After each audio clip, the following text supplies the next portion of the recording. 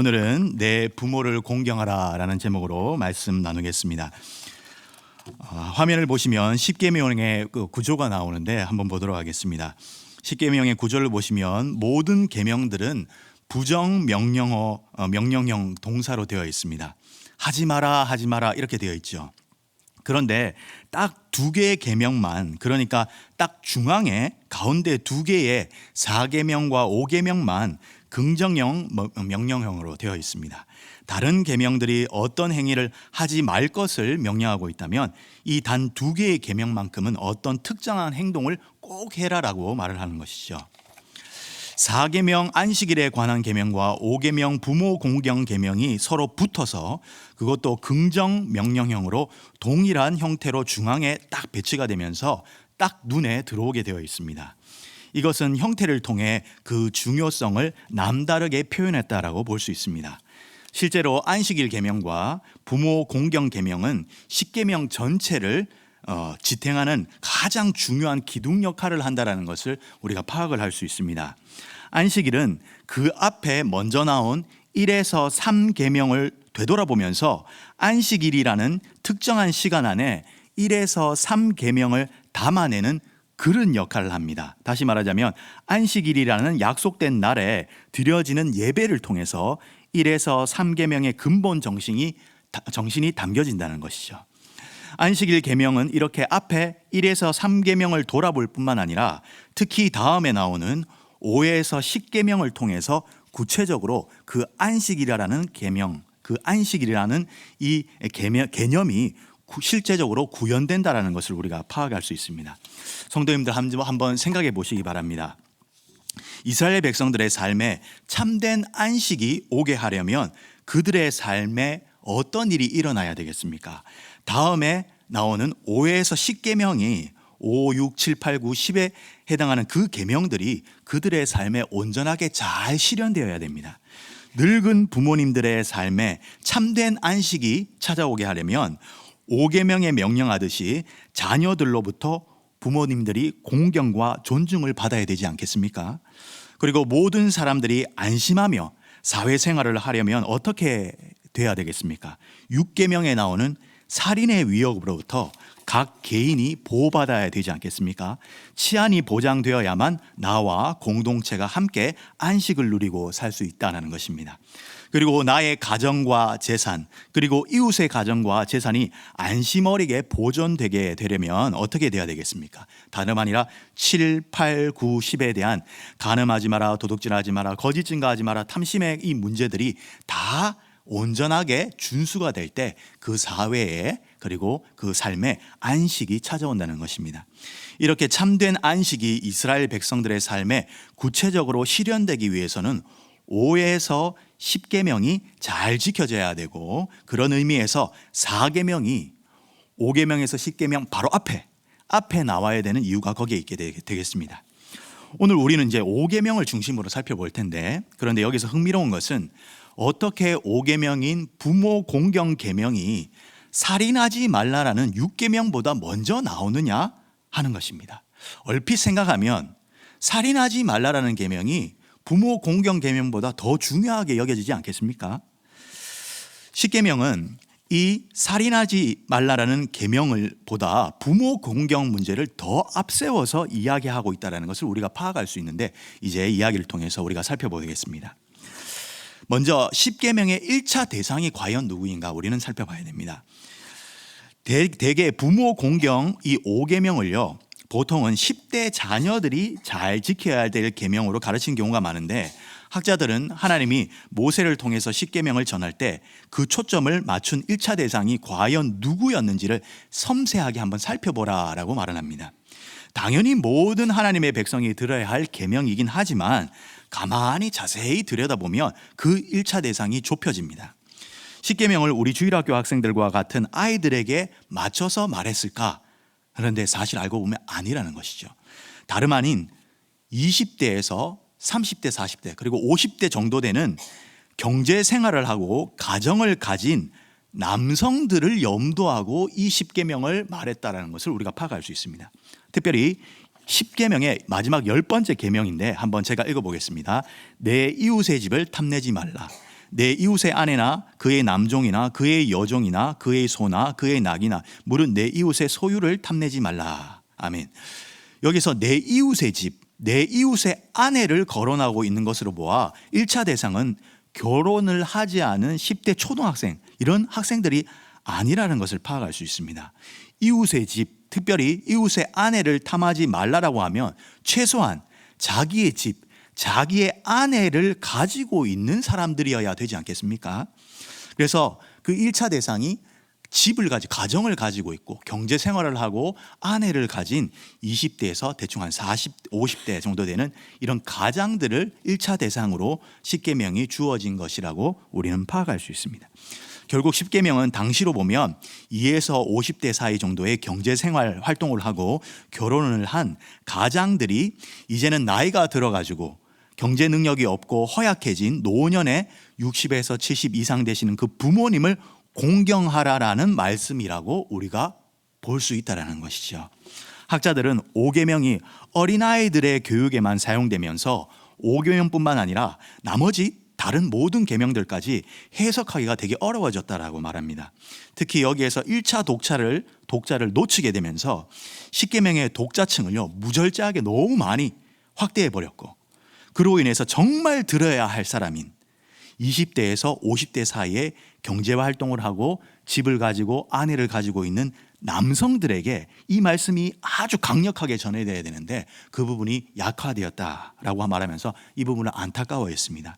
그러니까 다시 말해서 가정이 있고 늙은 부모님을 모시는 당시 20대에서 50대 사이의 남성들이 특히 이 10계명의 말씀을 잘 들어야 된다는 것이죠. 오늘 20대에서 한 50대 분들이 많이 나오셔야 되는데 많이 나오셔야 됩니다. 고대에는 경제 효용의 능력이 없어지고 힘이 없는 부모님을요 함부로 경시하거나 멸시하는 경우가 많았습니다. 현대에도 자녀들에게 보이는 정성과 사랑에 비하면 부모님들이 받는 대접이 소홀하기는 그지없습니다. 경제 능력이 없는 노년의 부모님들을 경제 활동을 할 수 있는 이 장성한 젊은 자녀들이 공경하지 않으면요 부모님들이 기본적인 안식과 자유를 누리기가 어렵습니다. 따라서 하나님께서 젊고 힘 있는 자녀들에게 나이든 허약한 부모님들을 공경할 것을 명령하고 있는 것이죠. 특히 하나님께서 부모님을 공경하라고 하셨는데 이 공경하라는 단어가 히브리어로 카베드라는 단어인데, 이 하나님께서 이 단어를 연계형 명령법으로 사용하는 경우는요 딱 두 대상밖에 없습니다. 하나님 자신을 공경하라, 경배하라 라는 말과 놀랍게도 자신에게 사용했던 이 단어를 부모님에게만 사용하고 있다는 사실이죠. 하나님에게만 사용했던 이 단어를 부모에게 사용하고 있다. 부모님을 하나님처럼 공경하라는 것이죠. 이 카베드라는 기본 의미는요 무겁다라는 뜻입니다. 원래 뜻은 무겁다. 그래서 히브리인들은 이 카베드라는 단어를 어디에도 사용하냐면 의학 용어, 이 신체 용어에도 사용돼서 우리 신체 부위인 간을 표현할 때도 카베드라고 표현합니다. 제가 정확하게는 모르겠지만 히브리인들은 신체 기관, 내장 기관 중에 제일 무거운 장기를 간이라고 생각했습니다. 실제로 여기 의사분들 계시면 간이 제일 무겁습니까? 그렇게 히브리인들은 생각했고 간이 제일 무거워서 무겁다라는 표현을 카베드를 적용했습니다. 결국 10계명의 5번째 계명의 말씀을 직역하면 부모님을 무겁게 여겨라, 가볍게 여기지 말라라는 것입니다. 그렇다면 왜 하나님께서 자신을 경외하고 무겁게 여기는 것처럼 부모님들 또한 공경하고 경배하고 무겁게 여겨라라고 말씀하셨을까? 일단 구약에는요 이걸 파악하기 위해서 일단은 구약에는 하나님을 소개하는 다양한 표현들이 있습니다. 우리 성도님들 잘 아시는 만군의 하나님, 또 하나는 여호와 이레 이런 표현들도 있고, 여호와 라파 치료하시는 하나님이죠. 여호와 니시 지키시는 하나님, 여호와 로이라고 해서 목자이신 하나님, 이런 표현들도 있습니다. 또 여호와 샴마, 또 엘샤다이 이런 표현들도 있죠. 그런데 우리 성도님들 이런 하나님에 대한 표현 들어보셨죠? 아브라함과 이삭과 야곱의 하나님, 이런 말 들어보셨죠? 맞죠? 이 하나님은 과연 누구시겠습니까? 바로 나의 증조부의 하나님, 나의 할아버지의 하나님, 나의 아버지의 하나님이 바로 우리의 하나님이다라는 고백입니다. 바로 내 부모님들이 만난 분, 내 부모님들과 언약을 맺으신 그 하나님이 바로 참 하나님이시다라는 걸 말하는 겁니다. 아브라함, 이삭, 야곱이라는 이 세 명의 인물이 등장은 세대를 거쳐온 증인의 수와 관계가 있습니다. 이들은 살아계신 하나님을 증거하는 증인들로 서 있다라고 볼 수 있는데, 이들은 자신들의 삶을 통해서 하나님만이 참 신이시고 우리와 언약을 맺은 분은 오직 여호와 하나님 한 분뿐이라는 것을 세상 끝날까지 증거하는 인물들이라 할 수 있습니다. 그리고 이들이 바로 이스라엘의 조상들입니다. 그런데 여기서 중요한 점은요, 모세 시대 이전에는요, 신앙이 어떻게 전수가 되었겠습니까? 성경이 아직 기록되기 전입니다. 그러면 어떻게 전수가 돼야 되겠습니까? 그 당시에는 입술에서 입술로 전달되는 방식이 있었습니다. 다른 말해서 구전으로 전수된다는 것이죠. 성경이 기록되기 전이기 때문에, 그래서 증인이 아주 중요합니다. 그런데 아브라함, 이삭, 야곱, 아브라함과 이삭과 야곱의 하나님이란, 이것은 바로 이 세 명이 바로 증인이라는 뜻입니다. 이들의 공통점은 또한 뭐냐면 세대를 거쳐온 부모님들이라는 뜻이죠. 다시 말해서 자녀들이 부모님의 입술을 통해, 아브라함의 자녀는 이삭이고 이삭의 아버지는 아브라함이지 않습니까? 부모와 자녀와의 관계가 아브라함과 이삭과 야곱인데, 여기에서 부모님의 입술을 통해서 증거되는 하나님을 나의 하나님으로 믿고 자랄 수밖에 없었다는 것입니다. 그래서 부모님을 단순히 나를 낳아주신 분이기 때문에 공경해야 된다, 그 부분도 있지만 신앙의 증인이자 신앙을 물려줄 수 있는 유일한 통로가 부모님이시기 때문에 그분을 공경해야 된다는 것입니다. 그래서 하나님께서 내 부모를 공경하라, 내 부모님을 무겁게 여겨라 라고 하실 때 여기에는 아주 깊은 뜻이 있습니다. 뭐냐면, 만약에 자녀가 부모님을 공경하지 않고 부모님을 무겁게 여기지 않고 가볍게 여기면 그 부모님의 입술에서 나오는 말씀 또한 어떻게 여기겠습니까? 가볍게 여기게 됩니다. 부모님을 가볍게 여기면 부모님의 입술에서 나오는 그 말씀도, 그 증언의 말씀도, 신앙의 말씀도 가볍게 여기기 때문에 하나님은 그 신앙의 통로인 부모님의 권위를 먼저 높여주시는 겁니다. 그러면 부모님의 입술에서 증거되는 살아계신 하나님이 무겁게 전달되기 때문입니다. 그래서 자녀들에게 신앙을 가르치기 전에, 다시 말해서 신앙의 전수를 위해서는 무엇보다 부모님의 권위가 먼저 확보되어야 했습니다. 그래야만 부모님의 입술에서 나오는 말씀들이 권위를 가지게 되고 그 입술에서 나오는 하나님에 대한 그 증거 또한 무겁게 여겨지기 때문입니다. 하나님은 자신의 신앙이 다음 세대로 무겁게 이어지게 하기 위해서 부모님을 무겁게 여기게 하시면서 그 부모님의 입술에서 나오는 증언들도 무겁게 여길 수 있게 규정을 만드신 것이죠. 권위를 부여하신 것입니다. 그래서 하나님께서는 오직 자기에게만 사용했던 이 카베드라는 무겁다, 공경하다라는 단어를 놀랍게도 유일하게 부모님에게 사용하게 하셨던 것입니다. 이런 부모님의 입술을 통해 신앙이 전수되는 것은 구전시대를 넘어서서 기록된 말씀이 주어지는 경전화된 시대, 정경화되고 경전화된 시대에도 동일한 방식으로 유지가 됩니다. 하나님은 가나안 땅에 들어가기 직전에 모압 평지에서 모세를 통해서 신명기 말씀을 주시는데, 그때 다시 한번 십계명의 말씀을 다시 반복하십니다. 그래서 성경에는요, 십계명의 말씀이 두 곳에 나옵니다. 출애굽기랑, 오늘 읽은 출애굽기랑 바로 신명기의 두 번째 나오죠. 오늘 읽은 출애굽기 20장에 십계명이 나오고, 다시 또 신명기 5장에도 십계명이 나옵니다. 그런데 성도님들, 신명기 5장 다음에는 무슨 장이 있죠? 6장이 있습니다. 맞죠? 쉽죠? 그런데 6장이요, 모세 오경 중에서 제일 잘 알려진 장 가운데 하나입니다. 혹시 신명기 6장 무슨 장인 줄 아십니까? 맞습니다. 쉐마입니다. 쉐마. 엄청 중요한 장입니다. 쉐마장이라고 알려진 이스라엘아 들으라 라는 말씀이 나오는 장이죠. 거기서 뭐라고 말씀하시냐면, 화면을 한번 보시겠는데요, 신명기 6장에는요 이스라엘아 들으라 라는 말씀을 가운데 두고 1차 대상에 자세히 들여다보면 이 말씀의 1차 대상은 자녀가 있는 부모라는 것을 알 수가 있습니다. 2절에 보면 너와 내 아들과 내 손자가 나오고, 7절에 내 자녀에게 부지런히 가르쳐야 된다 이렇게 말합니다. 자녀가 있으려면 누구겠습니까? 부모이지 않겠습니까? 그러면 누가 들려주는 말을 잘 들어야 하냐면, 부모가 들려주는 말을 자녀들이 잘 들을 것이다. 잘 들어야 된다는 것이죠. 하나님이 모세를 통해 말씀하시고 그것을 각 부모님들에게 하나님의 대리자로 세우셔가지고 그 자녀들에게 부지런히 가르치라고 명령하셨던 것입니다. 하나님께서는 신앙의 통로인 부모님과 신앙을 물려받을 그 자녀들을 염두하시고 신명기 6장의 말씀을 말씀하시는 겁니다. 그런데 이 신명기 6장이 어느 책 뒤에 어느 장 뒤에 나오냐? 바로 5장 십계명 뒤에 나온다는 것입니다. 십계명 말씀을 부모님들을 통해서 주도적으로 가르쳐야 된다는 것을 신명기 6장이 말씀하는 겁니다.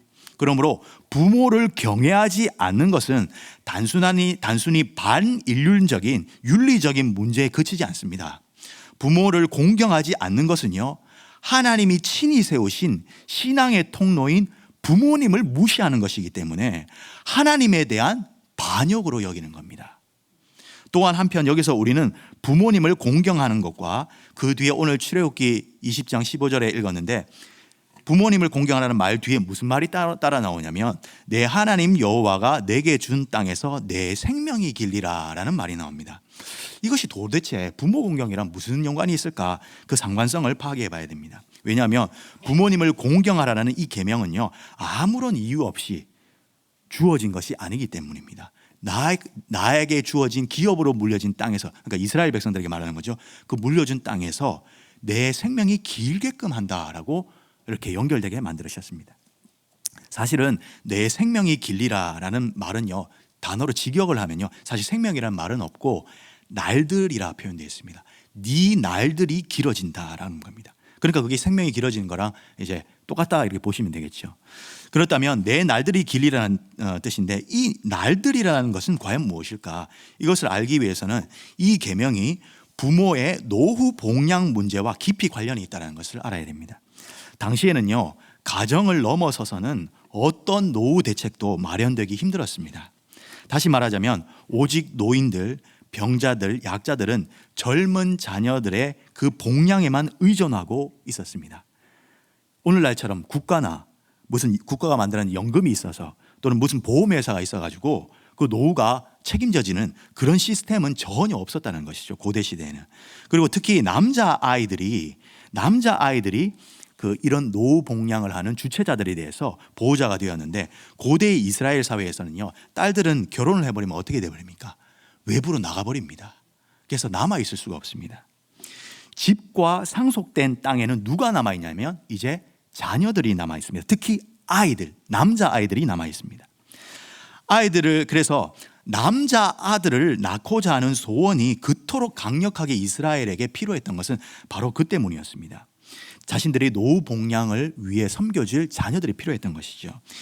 그래서 여러분 잘 아시는 것처럼 룻기의 계대 결혼에 왜 남자아이를 그렇게 바라는지 그 이유를 알 수가 있습니다. 제가 수요일 날 강해 설교를 룻기를 하는데 바로 그 배경이 있는 것이죠. 제가 문득 이런 생각을 해봤습니다. 룻하고 보아스하고 결혼을 했는데 만약에 딸을 낳았으면 어떻게 했겠습니까? 큰일 나는 겁니다. 이게 나오미는 이제 큰일 나는 거죠. 반드시 아들을 낳아야 되는데 하나님께서 아들을 허락해 주신 거죠. 아들은 노후를 위해 반드시 있어야 될 필수 요소였습니다. 한마디로 말해 나이가 들어서 땅을 경작할 능력이 없는 노부모님들은 자녀들이 이 남자아이들이 복양하지 않으면 노후의 생계를 유지할 수 없게 되었고 결국은 자유와 안식을 향유할 수 없다는 것입니다. 노년의 부모님들은 자녀들을 통해서만 하나님이 주신 그 땅에서 생명을 유지하고 안식을 누리고 살 수 있었습니다. 그런데 흥미로운 점이 있습니다. 젊은 남자 가장들이 늙은 부모님을 공경하면 나이든 부모님만 복을 받고 노후를 평안하게 안식을 누리면서 보내는 것이 아니었습니다. 이 젊은 가장들이 부모님을 공경하는 모습을 보고 자란 그 밑에 10대 자녀들이 나중에 가장이 되면 자연스럽게 그 보고 자란 그것처럼 늙은 부모님들을 다시 공경하게 된다는 것이죠. 이 계명을 붙들고 살면.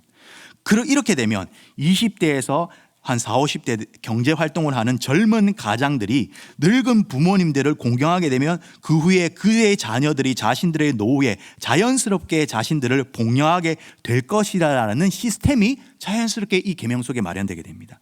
그러면 자연스럽게 부모님을 통해서 물려받은 그 땅, 부모님들이 땅을 물려주시거든요. 이스라엘은 그 기업 물려받은 그 땅 안에서 인생의 남은 날들이 풍요롭고 안식을 누리며 향유하게 된다라는 뜻이 여기에 담겨 있습니다.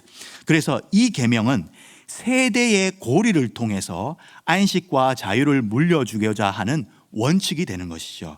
그리고 하나님으로부터 부여받은 그 경작지, 그 기업의 땅에서 얼마나 오래 살 수 있는가, 안식을 누리면서 얼마나 오래 살 수 있는가는 그들이 자신들의 부모님께 어떻게 대우해드렸는가에 달려있다라고 말씀드릴 수 있습니다.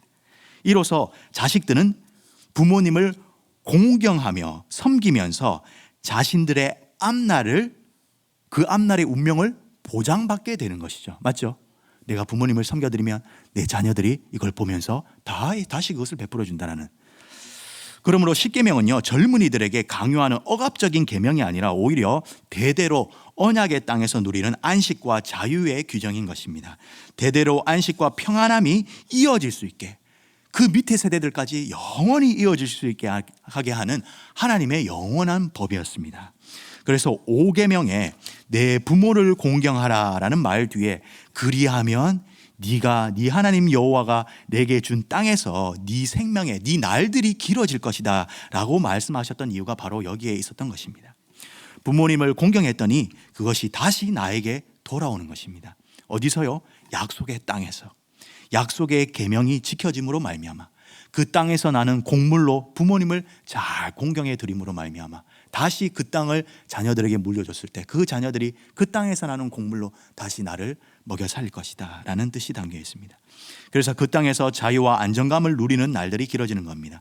그래서 약속의 그 계명은, 이 계명을 잘 지키는 자에게 이 안식은 자연스럽게 그의 삶에서 자연스럽게 구현되는 질서라고 볼 수 있습니다.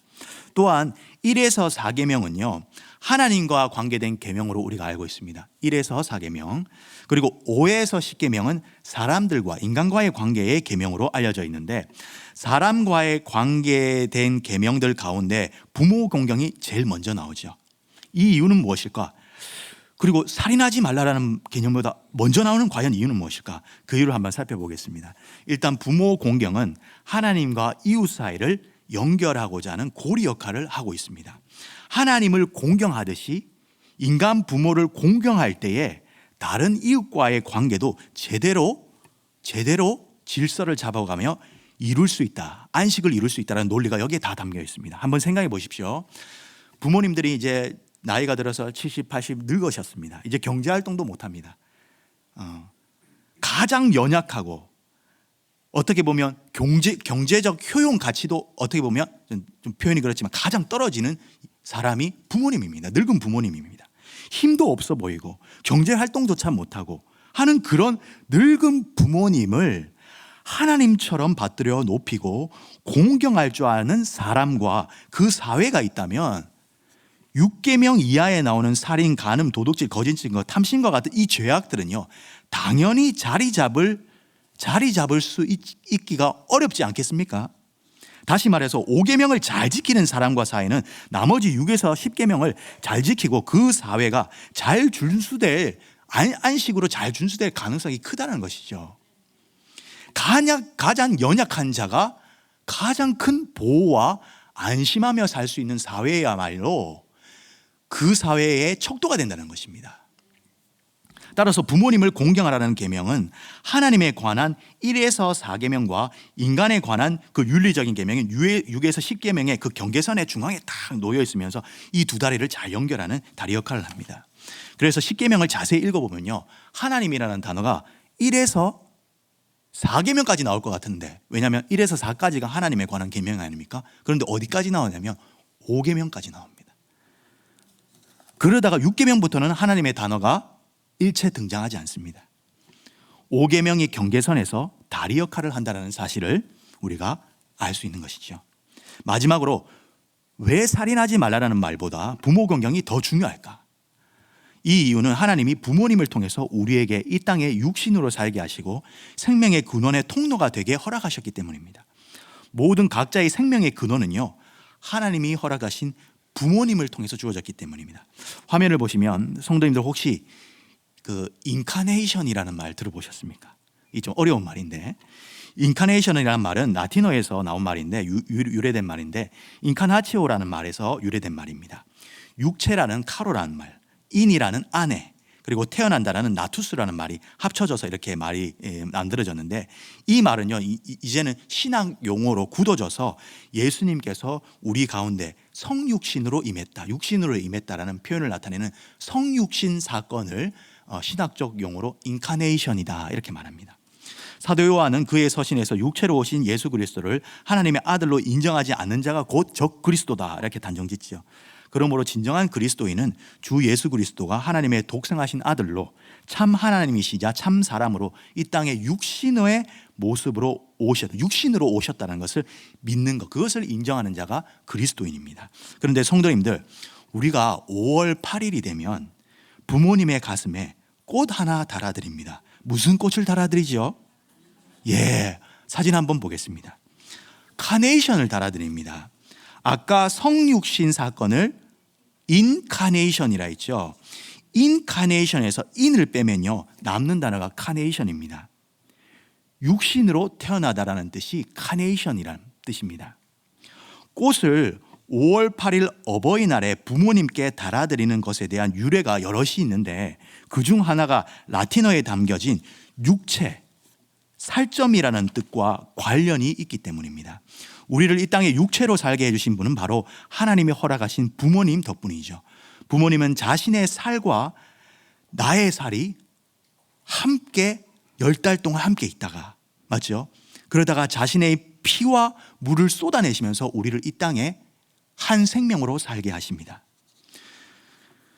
우리의 육체와 생명을 주신 분은요 바로 하나님이 허락하신 부모님이 있으셨기 때문입니다. 그분의 살과 그분의 피, 살과 피의 색깔을 상징하는 꽃, 바로 붉은색 카네이션을 부모님의 가슴에 달아드리면서 그 부모님이 우리에게 생명을 주시고 자신의 살과 피로써 우리를 낳게 하셨다라는 그 감사를 표현하기 위해 카네이션을 그 가슴에 달아드립니다. 예수님의 성육신 사건은 자신들의 백성의 생명을 살리는 역사적인 사건이었다면 나를 이 땅에 태어나게 하시기 위해 하나님께서 자신의 살과 피를 쏟아내어 주신 그 부모님을 통해서, 그 희생을 통해서 하나님이 우리에게 일하신 사건을 통해서도 우리에게 놀라운 그 희생과 사랑의 사건을 나타내신 것이 아니겠습니까? 예수님이 물과 피를 쏟아 우리를 구원하셨다면 부모님의 그 물과 피, 그 살은 이 땅에 우리를 한 생명으로 거하게 해주신 놀라운 은혜이고 희생입니다. 살인하지 말라라는 계명보다 부모 공경 계명이 더 앞서서 등장하는 것은 바로 이 때문입니다. 부모님을 통해서 생명이 우리에게 주어졌기 때문입니다. 죽어가는 모든 존재는 생명을 가지죠. 생명이 없는 것은 죽음을 경험할 수 없습니다. 죽음은 생명을 기반으로 하기 때문입니다. 각자의 생명의 출발이 누구에게 있었냐면 부모님의 희생을 통해 시작되었기 때문입니다. 죽음의 이야기인 살인을 이야기하기 전에 생명을 주신 분의 이야기를 먼저 하시는 것입니다. 그래서 부모 공경 계명이 살인하지 말라라는 죽음의 이야기보다 앞서서 등장한다라고 우리는 볼 수 있습니다. 사랑하는 성도님들, 오늘 이 말씀을 통해서 하나님의 계명의 이 가치와 의미들을 더욱 선명히 그리고 깊이 알아가셨으면 합니다. 우리를 낳아주신 그 부모님의 희생과 은혜를 기억하시고 하나님을 공경하듯 부모님을 공경할 때 우리의 이 땅이 어떻게 안식이 임하는지를 기억하시고 또 전수하시는 우리 모든 성도님들 되시기를 주님의 이름으로 축복합니다.